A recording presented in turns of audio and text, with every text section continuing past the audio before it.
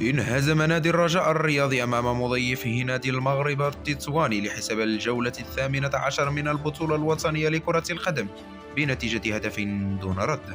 سجل للمغرب التطواني اللاعب عادل الحسناوي في الدقيقة 52 من عمر المباراة التي جرت أطوارها على أرضية ملعب ثانية الرمل بمدينة تطوان، ورفع نادي المغرب التطواني رصيده من النقاط إلى 20 نقطة في المركز الثاني عشر ضمن ترتيب أندية البطولة الوطنية.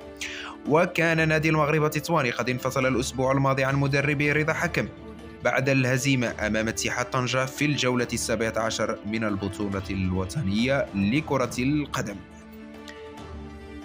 وسيواجه نادي المغرب التطواني في الجولة المقبلة من المنافسة نادي اتحاد توارقة بملعب الأمير مولاي الحسن بالرباط، في حين يستقبل نادي الرجاء الرياضي شباب المحمدية.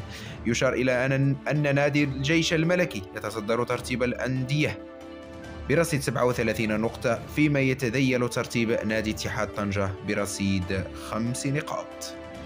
للمزيد من الأخبار الوطنية والدولية لا تنسى زيارة صفحتنا وقناتنا شاهد بن عمر.